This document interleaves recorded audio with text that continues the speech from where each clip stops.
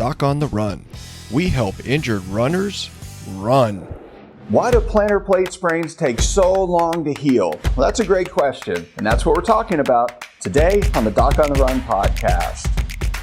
Okay, now one of the worst injuries you can actually get if you're a runner is a plantar plate ligament sprain. And the plantar plate ligament is a very small ligament on the bottom of the foot where the toe attaches to the metatarsal phalangeal joint right at the ball of the foot. Now, these can happen for lots of different reasons, but it's a very small structure, and the unfortunate reality is that every single time that you stand, you're stepping on the ligament. Every single time your heel comes up off the ground and your toes are on the ground, you're stretching the ligament. And so every time you take a step, walk, change direction, do almost anything, you're actually stressing and straining the plantar plate ligament. They also do not have a fantastic blood supply, and there's a lot of mostly collagen in that structure.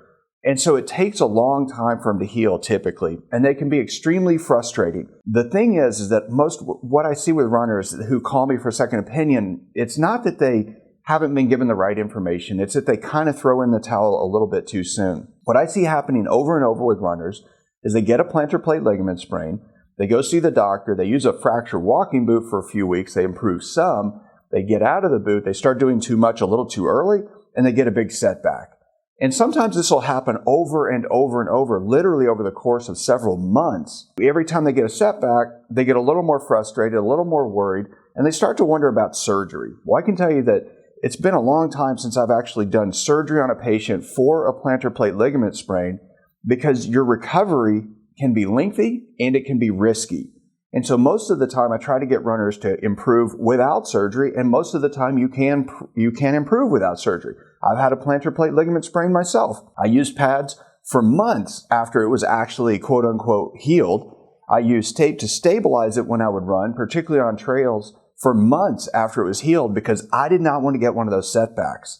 So you've got to understand all the details about the plantar plate ligament, about why it's so difficult to heal, and everything that you can do in that process of recovery to make sure that the rest of your body, and in particular, all of those structures in the foot that help support and stabilize the plantar plate ligament, that all those other things in your foot, the muscles, the tendons, the ligaments, the bones, everything else, you need to make sure that you maintain the fitness and strengthen it further so that those other parts of your foot can better support and protect that strained plantar plate ligament when you actually resume your activities of running. That's really crucial. So if you haven't seen it, go check out the plantar plate sprain masterclass that I created for runners. It's free. You can get it at the bottom of the show notes for this particular episode, but go check it out. You've really got to understand the details about this particular injury if you want to get back to running without spraining it again. That's the crucial piece. So go check out the masterclass and I'll see you in the training.